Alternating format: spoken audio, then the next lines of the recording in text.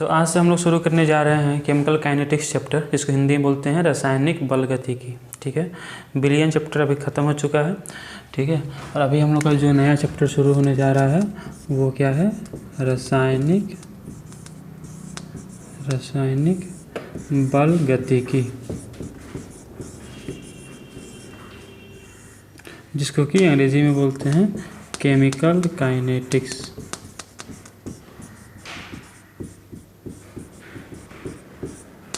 Chemical kinetics, रासायनिक बलगतिकी। देखिए, ये जो चैप्टर है रासायनिक बलगतिकी, इसमें हम लोग को पढ़ना क्या क्या है। देखो, 11th क्लास में एक चैप्टर था, उस चैप्टर का नाम था थर्मोडायनेमिक्स। हिंदी में बोलते हैं उसको उष्मागतिकी।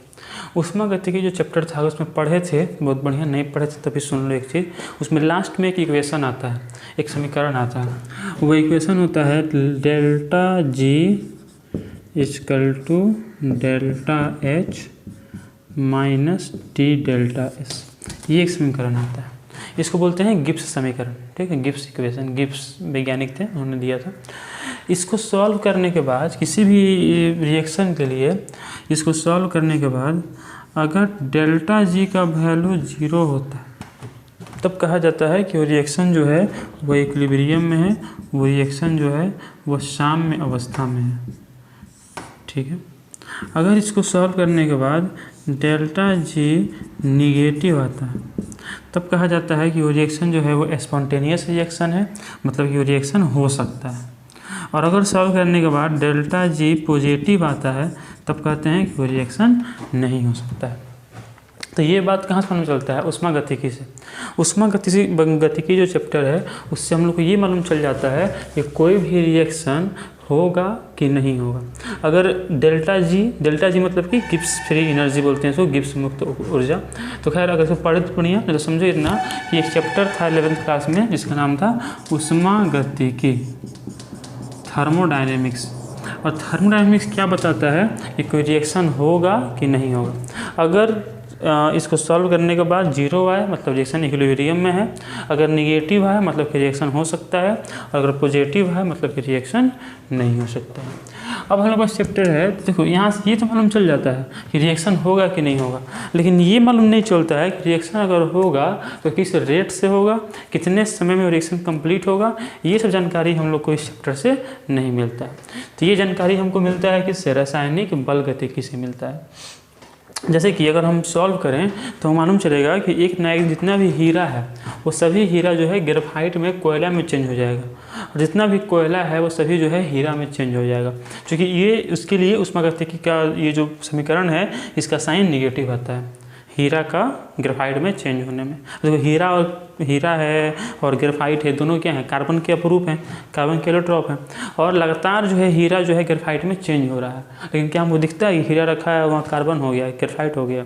नहीं दिखता है। क्यों नहीं दिखता है? क्योंकि रिएक्शन हो तो रहा है लेकिन बहुत ही धीमे धीमे हो रहा है, बहुत स्लो हो रहा है उसको, इसलिए उसको हम लोग देख नहीं पाते हैं। ठीक है, तो मतलब ये हमको ये बता रहा है कि रिएक्शन होगा, मतलब कि डायमंड ग्रेफाइट में चेंज होगा, लेकिन ये नहीं बताता है कितने समय में होगा। मतलब उष्मागतिकी ये बताता है कि कोई रिएक्शन होगा कि नहीं होगा, लेकिन ये नहीं बताता है कि रिएक्शन अगर होगा तो किस दर से होगा और उस रिएक्शन को होने में कितना समय लगेगा। ये बात हमको थर्मोडायनेमिक्स से मालूम नहीं चलता है।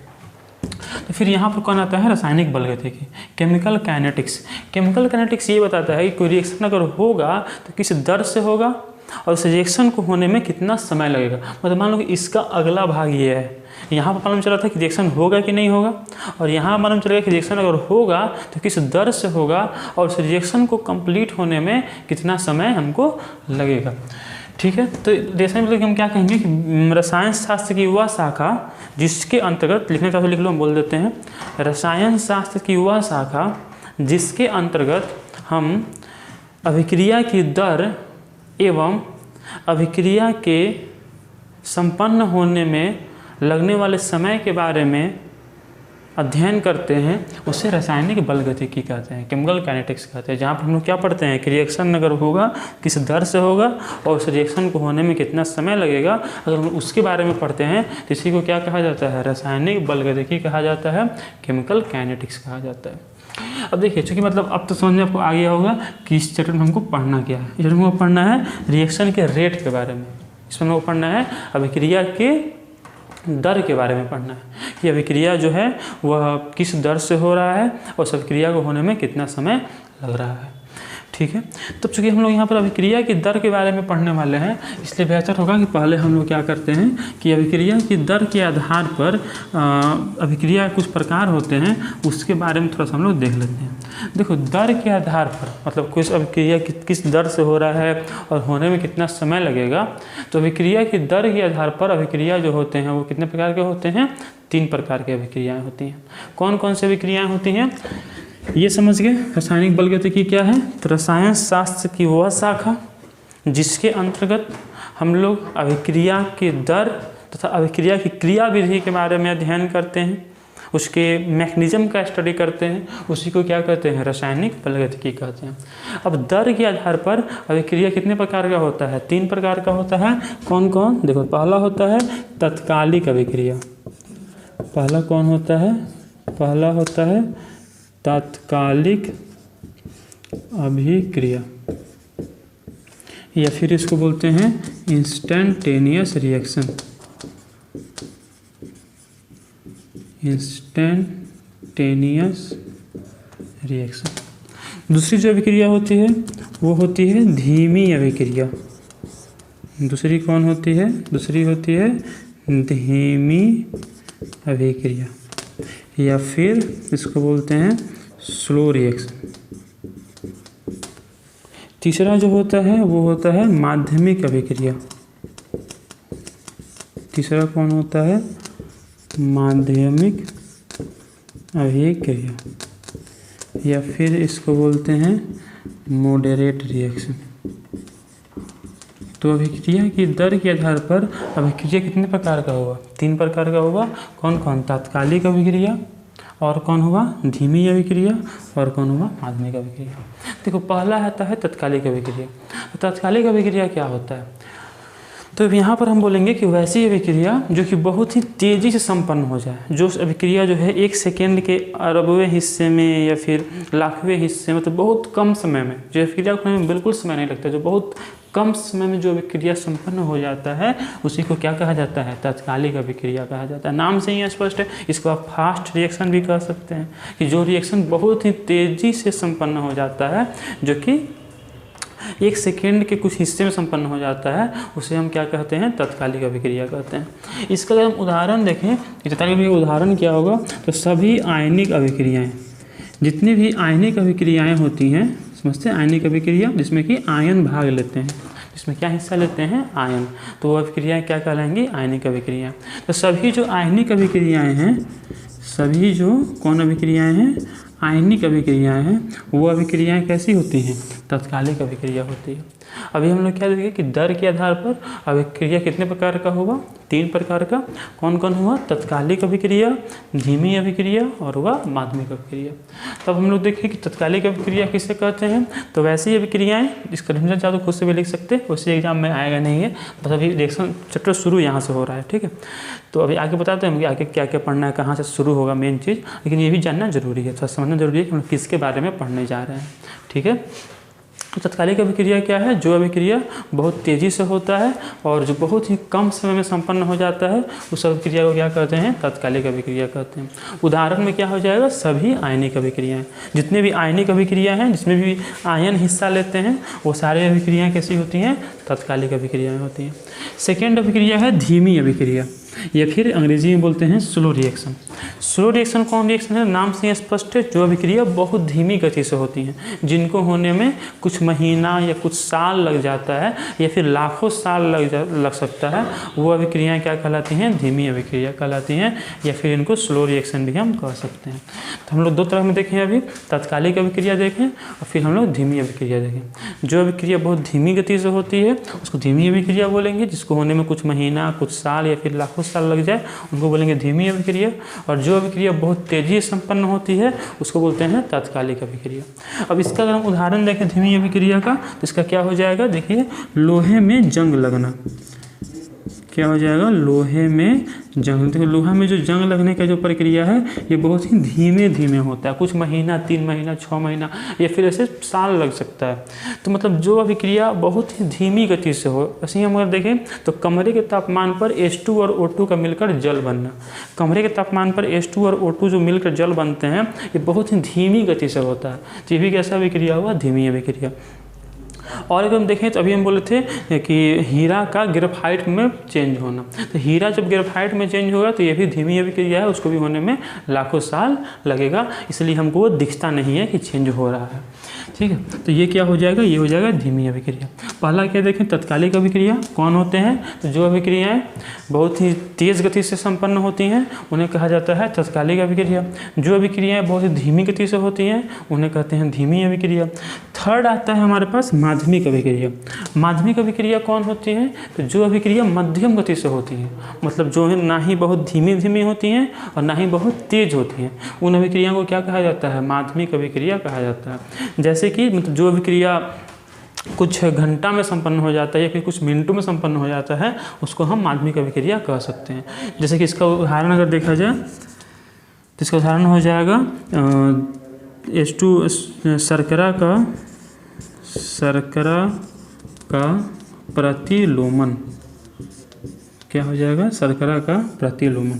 अंग्रेजी में बोलते हैं इसको inversion of cane sugar, inversion of cane sugar. तो देखो इसमें क्या होता है, शर्करा समझते हैं, चीनी का फार्मूला होता है C12H22O11। जब इसको हम जल में मिलाते हैं H2O में तब ये टूट जाता है और ये बन जाता है C6H12O6 प्लस C6H12O6। यहाँ पर ये हो गया आपको ग्लूकोज और ये हो गया आपको फ्रक्टोज, ये ग्लूकोज हो गया और ये फ्रक्टोज हो गया। ठीक है, तो ये हो गया शर्करा। अब देखो यहाँ पर जो ग्लूकोज और फ्रक्टोज बन रहा है इसमें ग्लूकोज के लिए हम प्लस साइन दे सकते हैं और फ्रक्टोज के लिए हम कौन साइन दे सकते हैं, माइनस साइन दे सकते हैं। अब देखिए यहाँ पर इसके टूटने से दो अलग अलग अणु बन रहे हैं और दोनों का जो साइन है, जो चिन्ह है वो अलग अलग है, प्लस माइनस। अब ये क्यों है तो ये आपको पढ़ना है बायोमोलिक्यूल्स चैप्टर में, चैप्टर के लास्ट में बोलेंगे जैव अणु, उसमें पढ़ना है क्यों ग्लूकोज के लिए प्लस लिखते हैं और क्यों फ्रक्टोज के लिए जो है माइनस लिखते हैं। तो खैर इस प्रक्रिया को बोलते हैं शर्करा का प्रतिलोमन। ठीक है, क्योंकि यहाँ पर उल्टा प्रतिलोम उत्पन्न हो रहा है, इन्वर्स उत्पन्न हो रहा है, प्लस माइनस साइन वाला अणु जो है उत्पन्न हो रहा है। अब ये क्यों है तो ये पढ़ना है बायोमोलिक्यूल्स में भी छोड़ दो, अभी समझो बस ग्लूकोज के लिए प्लस लिखते हैं, फ्रक्टोज के लिए माइनस लिखते हैं। तो खैर ये जो अभिक्रिया है ये कौन सी अभिक्रिया हुई, माध्यमिक अभिक्रिया हुई। तो अभी तो हम लोग क्या पढ़ें, रासायनिक बलगतिकी किसे कहते हैं, तो हम लोग पढ़ें कि रसायन शास्त्र की वह शाखा जिसके अंतर्गत अभिक्रिया की दर तथा अभिक्रिया की क्रिया विधि के बारे में अध्ययन किया जाता है तथा यह अध्ययन किया जाता है कि कोई अभिक्रिया कितने समय में संपन्न होगा। उन अभिक्रियाओं को क्या कहते हैं, उस शाखा को क्या कहते हैं, रासायनिक बलगतिकी कहते हैं। उसके बाद हम लोग पढ़ें कि अभिक्रिया कितने प्रकार के हो सकते हैं दर के आधार पर, तो 3 प्रकार की अभिक्रियाएँ हो सकती हैं। कौन कौन हो सकती हैं, तत्कालिक अभिक्रिया और धीमी अभिक्रिया और माध्यमिक अभिक्रिया। जो अभिक्रिया बहुत ही तेज़ी से संपन्न होता है उसको बोलते हैं तत्कालिक अभिक्रिया, जो अभिक्रिया बहुत ही धीमी गति से होता है उसको बोलते हैं धीमी अभिक्रिया, और जो अभिक्रिया मध्यम गति से होता है उसको बोलते हैं माध्यमिक अभिक्रिया। अब देखिए हम लोग को जो है तत्कालिक अभिक्रिया और धीमी अभिक्रिया नहीं पढ़ना है, मतलब हम लोग इस चैप्टर में जो अभिक्रिया की दर पढ़ने वाले हैं वो हम लोग पढ़ेंगे किसके बारे में, माध्यमिक अभिक्रिया के बारे में पढ़ेंगे, क्योंकि धीमी अभिक्रिया और तत्कालिक अभिक्रिया के बारे में हम नहीं पढ़ सकते हैं, क्योंकि एक तो बहुत फास्ट हो जाता है और एक बहुत स्लो हो जाता है, इसलिए दोनों का दर हम नहीं फाइंड कर सकते हैं, दोनों का हम रेट नहीं निकाल सकते हैं। तो हम अभी किसके बारे में पढ़ेंगे आगे, माध्यमिक अभिक्रिया के बारे में। आगे हम जब भी अभिक्रिया बोलेंगे आपको समझना है कि हम बात कर रहे हैं किसका, माध्यमिक अभिक्रिया का बात कर रहे हैं। लेकिन उसको पढ़ने से पहले चलिए कुछ ग्राफ देख लेते हैं, तीनों अभिक्रियाओं का ग्राफ। तो मान लो कि ये 3 प्लॉट बनाया हुआ है, आपको बताना है, हम प्लॉट बना देंगे, आपको बताना है कि 3 में से कौन सा ग्राफ किसके लिए बनाया गया है। ठीक है, ये मान लो कि समय के लिए है और ये मान लो कि अभिकारक की सांद्रता, अभिकारक समझते हैं ना, अभिकारक कौन होते हैं, जो कि अभिक्रिया में हिस्सा लेते हैं, और जो बनेगा वो कौन होगा, उत्पाद। वैसे ही ये क्या हो गया समय, और ये हो जाएगा हमारा अभिकारक की सांद्रता। अभिकारक की सांद्रता। वैसे ही ये हो गया समय और ये हो गया अभिकारक की सांद्रता। अब आपको बस बताना है कि कौन सा ग्राफ जो है वो किस अभिक्रिया के लिए बनाया गया है। देखिए पहले में इस तरह से, दूसरे में ये, तीसरे में ये। बताना आपको तीनों में से है किस अभिक्रिया के लिए कौन सा प्लॉट जो है बनाया गया। देखो अभी हम लोग क्या आगे पढ़े कि 3 तरह की अभिक्रियाएँ हो सकती हैं। कौन कौन हो सकती हैं? तत्कालिक अभिक्रिया, धीमी अभिक्रिया, और कौन होता है? और होता है माध्यमिक अभिक्रिया। उसमें जो तत्कालिक अभिक्रिया है वो बहुत ही तेज़ी से होता है, उसको होने में कुछ सेकंड लगते हैं या फिर सेकंड का भी कुछ हिस्सा लगता है। धीमी अभिक्रिया जो है वो बहुत ही धीमी गति से होती है, उसको होने में कुछ महीना कुछ साल लग सकते हैं। और जो माध्यमिक अभिक्रिया है वो कुछ मिनटों में या फिर कुछ घंटों में संपन्न होता है। देखो इसमें अगर हम देखते हैं फर्स्ट वाले प्लॉट में, तो यहाँ हम देख सकते हैं कि समय के साथ साथ अभिकारक जो है वो बहुत ही तेज़ी से घट रहा है। इसमें अगर हम देखें इसमें घट ही नहीं रहा है, मतलब इसमें हमको घटते हुए नहीं दिख रहा है। जैसे कि हम बोले थे ना कि एक ना एक समय जितना भी हीरा है वो सभी क्या बन जाएगा? ग्रेफाइट बन जाएगा। लेकिन क्या हमको दिखता है कि हीरा ग्रेफाइट में चेंज हो रहा है? नहीं दिखता है। और ना ही हमको ये दिखता है कि ग्रेफाइट हीरा में चेंज हो रहा है। वो चेंज हो तो रहा है तो इतना धीमी गति से हो रहा है कि उसको हम अनुभव नहीं कर पाएंगे।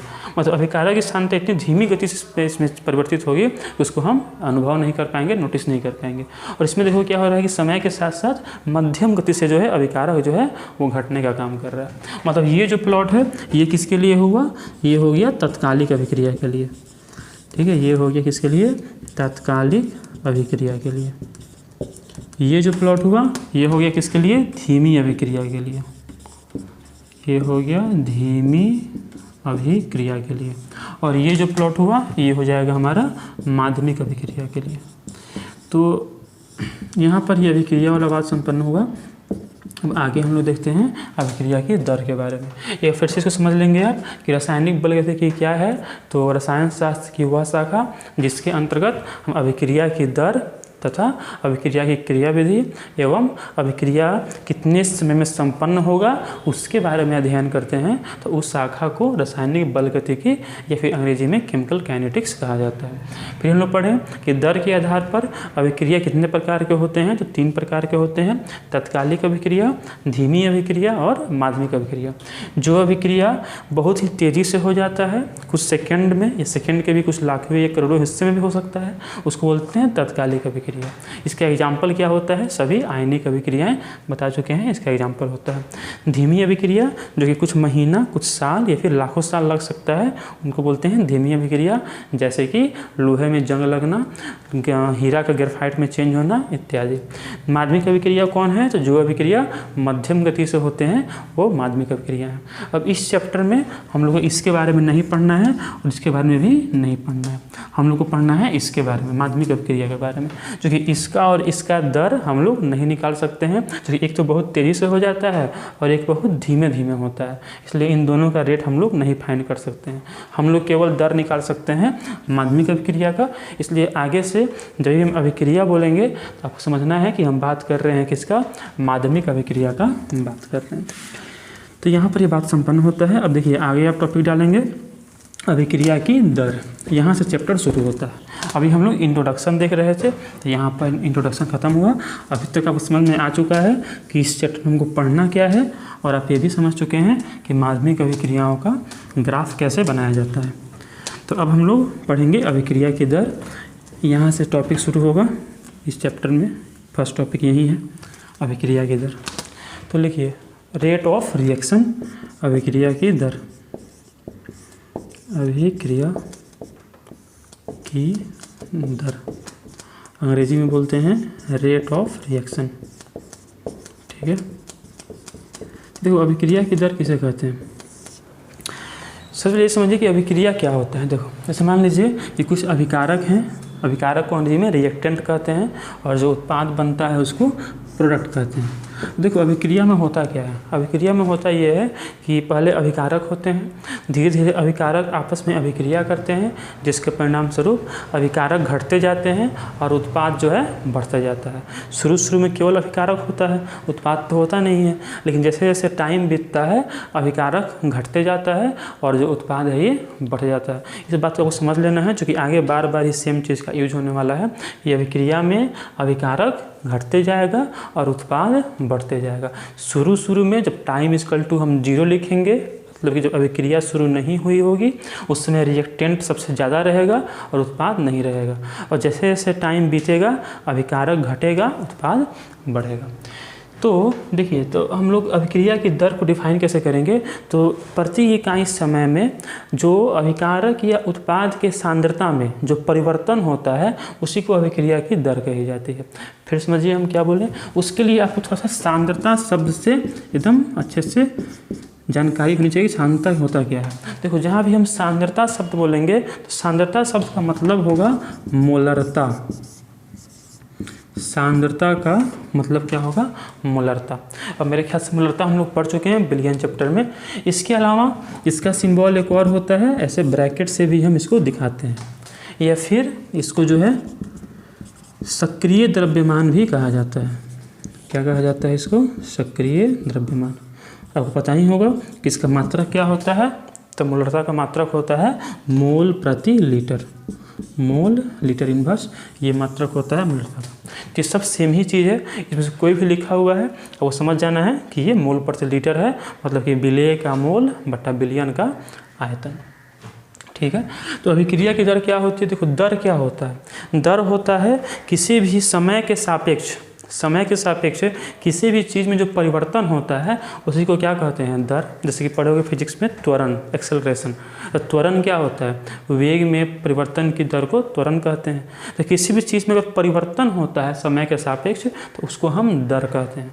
तो वैसे ही यहाँ पर आता है अभिक्रिया की दर। तो अभिक्रिया की दर का मतलब क्या हुआ कि समय के सापेक्ष अभिकारक एवं उत्पाद की सांद्रता में होने वाला परिवर्तन क्या कहलाता है, अभिक्रिया की दर कहलाता है। ठीक है। लेकिन देखिए यहाँ पर होगा क्या कि समय के सापेक्ष अभिकारक घटते जाएगा और उत्पाद क्या होते जाएगा, बढ़ते जाएगा। मतलब ऐसे ही बोल सकते हैं कि समय के सापेक्ष अभिकारक की सांद्रता में होने वाली वृद्धि क्या कहलाती है, अभिक्रिया की दर कहलाती है। होने वाली कमी, अभिकारक क्या हो जाएगा, कम होते जाएगा, उत्पाद क्या हो जाएगा, बढ़ते जाएगा। या फिर वैसे बोल सकते हैं कि समय के सापेक्ष उत्पाद की सांद्रता में होने वाली वृद्धि क्या कहलाती है, अभिक्रिया की दर कहलाती है। चलिए इसको हम लोग डिफाइन करते हैं, इसको बेहतर आप लिख लीजिएगा, आप समझ ही गए होंगे। और हम बोलते हैं, फिर से लिखना होगा तो वीडियो को पॉज करके लिख लेना कि समय के सापेक्ष अभिकारक अथवा उत्पाद के सांद्रता में होने वाला परिवर्तन अभिक्रिया की दर कहलाता है। ठीक है। तो इसको आप लिख सकते हैं, वीडियो का यही फ़ायदा है कि आप पॉज करके वीडियो को लिख सकते हैं। तो अभिक्रिया की दर हम लोग आगे पढ़ते हैं, आगे क्या होगा। तो देखिए अभिक्रिया की दर को हम अभिकारक के शब्दों में और उत्पाद के शब्दों में दोनों तरह से लिख सकते हैं, दोनों तरह से इसको एक्सप्रेस कर सकते हैं। पहले एक बार अभिक्रिया की दर लिखते हैं। तो देखिए अभिक्रिया की दर अंग्रेजी में क्या बोलते हैं, रेट ऑफ रिएक्शन। अब इसको शॉर्ट में लिखने के लिए हम हर एक जगह से ROR लिखा करेंगे। ठीक है। RO मतलब कि रेट ऑफ रिएक्शन, अभिक्रिया की दर। तो रेट ऑफ रिएक्शन क्या होता है, अभिकारक अथवा उत्पाद के सांद्रता में परिवर्तन बटा परिवर्तन में लगा समय। ठीक है। इसे डिफाइन भी किए थे, ये अभिकारक अथवा उत्पाद की सांद्रता में होने वाला परिवर्तन समय के सापेक्ष परिवर्तन होता है, उसी को क्या कहा जाता है, अभिक्रिया की दर कही जाती है। अगर आपसे हम पूछें, बताइए अभिक्रिया की दर का मात्रक क्या होगा। ठीक है, मात्रक क्या होगा, देखो ऐसे निकल सकते हैं। ऊपर में क्या है, सांद्रता, नीचे में क्या है, समय। सांद्रता का मात्रक क्या होता है, मोल प्रति लीटर। जहाँ भी सांद्रता शब्द आए मतलब कि हम मोल प्रति लीटर की बात कर रहे हैं। तो ऊपर में क्या हो गया, मोल प्रति लीटर। नीचे में क्या है समय, समय मतलब कि टाइम, टाइम की मात्रक क्या होता है सेकंड, नीचे में क्या हो गया सेकंड। तो अभिक्रिया की दर की जो मात्रक है वो क्या हो जाएगी मोल प्रति लीटर प्रति सेकंड। आपको याद रखना है ये अभिक्रिया की दर का मात्रक क्या होता है मोल प्रति लीटर प्रति सेकंड। बहुत सिंपल था निकालना। ऊपर में सांद्रता है, नीचे में समय है, तो इसको हम डिफाइन करेंगे तो फाइनली हमारा जो मात्रक है वो मोल पर लीटर पर सेकंड आ जाएगा। अब देखिए अभिक्रिया की दर को हम दो तरह से लिख सकते हैं। एक लिख सकते हैं हम अभिकारक के शब्दों में, एक लिख सकते हैं उत्पाद के शब्दों में। क्योंकि यहाँ तो हम परिवर्तन लिखे हैं, बढ़ भी सकता है और घट भी सकता है। बढ़ता कौन है उत्पाद, घटता कौन है अभिकारक, मतलब हम दोनों के पदों में लिख सकते हैं। तो इसको आप पहले नोट करेंगे, फिर हम लोग आगे देखते हैं कि अभिकारक और उत्पाद के शब्दों में कैसे जो है अभिक्रिया की दर को लिखा जाता है। वीडियो को पॉज करके इसको नोट कर लेंगे। ठीक, तो चलिए पहले लिखते हैं अभिकारक के शब्दों में। ये अभिकारक के शब्दों में जो है किस तरह से अभिक्रिया की दर को लिखा जाता है। फिर हम लिखेंगे उत्पाद के शब्दों में। तो मान के चलिए देखिए यहाँ पे मान लीजिए कि कोई अभिकारक है R जो कि उत्पाद P में चेंज हो रहा है। जब मान लो कि टाइम इक्वल टू T1 है, समझे, मतलब कि अभिक्रिया का मान लो टाइम कुछ भी है 2 सेकंड 3 सेकंड, मान लो T1 है। उस समय जो रिएक्टेंट है वो मान लो R1 है और जो प्रोडक्ट है वो P1 है। ठीक है, कुछ भी है 2 4 कुछ भी है, हम इसको R1 और P1 मान लेंगे। जब मान लो टाइम कुछ बीता, टाइम कितना हो गया T2। जैसे ही टाइम बीतेगा तो अभिकारक क्या होगा घटेगा, उत्पाद क्या होगा बढ़ेगा। तो अभिकारक मान लो घटा, R1 से घट के R2 हो गया, उत्पाद बढ़ा और P1 से बढ़ के P2 हो गया। अब इसमें हम जब अभिक्रिया की दर लिखेंगे तो अभिक्रिया की दर किसके शब्दों में लिखना है, अभिकारक के पदों में। अभिकारक के पदों में क्या हो जाएगा, अभिकारक के सांद्रता में हुई कमी बटा समय। अब अभिकारक के सांद्रता में कितना कमी हुआ, देखो पहले कितना था R1, बाद में कितना हो गया R2, घटा ना, लेकिन कमी कितना हुआ, तो हम लिखेंगे R2 माइनस R1। अच्छा, चूँकि हम यहाँ सांद्रता लिखे हैं इसलिए इसको हम ब्रैकेट के अंदर लिखेंगे। जहाँ ये ब्रैकेट के अंदर लिखा हुआ कोई चीज़ दिखे, आपको समझ जाना है कि किसके बारे में बात हो रहा है, सांद्रता के बारे में बात हो रहा है। और अगर नहीं लिखा हुआ है कि सांद्रता को किस में लिखा गया, आपको समझ जाना है कि सांद्रता को जो है वो मोलरता में परिभाषित किया गया है, निरूपित किया गया है। तो अभिकारक के पदों में जो अभिक्रिया की दर है ये क्या हो जाएगा, R2 minus R1 by T2 minus T1। अब देखिए ये क्या है, ये परिवर्तन है। और जहाँ भी परिवर्तन होता है तो परिवर्तन को निरूपित करने के लिए हम लोग क्या यूज़ करते हैं, डेल्टा यूज़ करते हैं। एक संकेत होता है डेल्टा जो कि हम लोग यूज़ करते हैं किसके लिए, यूज़ करते हैं परिवर्तन को दिखाने के लिए। यहाँ भी परिवर्तन हो रहा है, चेंज हो रहा है, फाइनल माइनस इनिशियल हो रहा है, अंतिम माइनस प्रारंभिक हो रहा है। तो यहाँ भी हम क्या लिखेंगे, डेल्टा आर बाई यही परिवर्तन है, अंतिम समय माइनस प्रारंभिक समय। तो ये भी क्या हो गया delta T, delta R by delta T. ठीक है, ऐसे ही हम लोग अभिक्रिया की दर अगर लिखते हैं उत्पाद के पदों में, उत्पाद के पदों में, तो उत्पाद के पदों में अगर लिखेंगे तो फाइनल जो उत्पाद है वो कितना है P2, फाइनल प्रोडक्ट क्या है P2, इनिशियली कितना था P1। ठीक है, तो यहाँ पर क्या हो गया P2, यहाँ पर क्या हो गया P1 और यहाँ पर क्या हो गया T2 माइनस T1। तो फिर यहाँ पर क्या हो जाएगा delta P by delta T। अब देखो यहाँ पे एक चीज़ समझिएगा कि दर, किसी चीज़ की जो दर है वो कभी भी निगेटिव नहीं हो सकती है, मतलब अभिक्रिया की दर यहाँ पर निगेटिव नहीं हो सकता है। बताओ ये वैल्यू इसको करने के बाद जो डेल्टा आर निकालेंगे ये पॉजिटिव आएगा कि निगेटिव आएगा। देखो R2 और R1 में से कौन बड़ा है, R1 बड़ा है, R1 बड़ा था ना, समय बीता तो R2 घटा, मतलब कि रिएक्टेंट घटा तो R2 कम हो गया R1 से, मतलब R1 बड़ा है R2 छोटा है, मतलब ये वैल्यू कैसा आएगा, निगेटिव आएगा। क्योंकि कम में से अधिक को माइनस कर रहे हैं इसमें, तो ये वैल्यू निगेटिव आएगा। और कभी भी अभिक्रिया की दर निगेटिव हो नहीं सकती है, तो इसलिए यहाँ पर हम क्या दे देंगे, यहाँ पर दे देंगे हम माइनस, कि जो भी यहाँ पर निकलेगा उसको माइनस से मल्टीप्लाई करके प्लस में वो चेंज हो जाएगा। यहाँ पर उसकी कोई दिक्कत नहीं है, क्योंकि यहाँ पर ऑलरेडी P2 बड़ा है, क्योंकि जैसे जैसे समय बीतेगा तो उत्पाद तो बढ़ते जाएगा, मतलब P2 बड़ा है P1 से, तो हर केस में P2 बड़ा है, मतलब ये वैल्यू पॉजिटिव आएगा, तो ये पॉजिटिव है, यहाँ पर हम माइनस नहीं देंगे। तो आपको ध्यान रखना है कि जब भी अभिक्रिया की दर अभिकारक के पदों में लिखी जाती है तो माइनस दिया जाता है, और जब लिखते हैं उत्पाद के पदों में तो माइनस नहीं दिया जाता है। ठीक है, एक बात और ध्यान रखिएगा कि दर दो तरह का होता है, एक होता है तत्कालिक दर और एक होता है औसत दर, मतलब एक होता है एवरेज रेट, एक होता है इंस्टेंटेनियस रेट।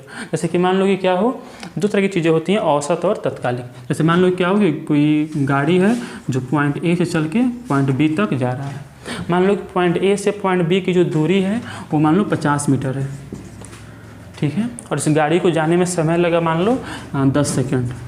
ठीक है, पूछा जाए बताओ इस गाड़ी की जो है चाल कितनी है, ठीक है, तो हम क्या करेंगे, लिख देंगे कि चाल बराबर क्या होता है, दूरी बटा समय, तो 50/10 कितना हो गया, 5 मीटर पर सेकेंड। लेकिन क्या ज़रूरी है कि इस पूरे रास्ते में ये गाड़ी इसी स्पीड से गया हो, ज़रूरी नहीं है, स्पीड बढ़ा भी होगा घटा भी होगा, लेकिन ये औसत चाल है, इसको बोलेंगे हम एवरेज। ठीक है, मान लीजिए कि यहाँ चलना शुरू किया था ये 8:30:40 पर, और यहाँ पहुँचा 8:30:50 पर, जो कि 10 सेकेंड बाद यहाँ पहुँचा है। ठीक है, तो क्या ज़रूरी है कि पूरे 10 सेकेंड इसी चाल से गया हो, नहीं, हो सकता है इसका चाल चेंज हुआ। ठीक है, तो ये औसत चाल हुआ।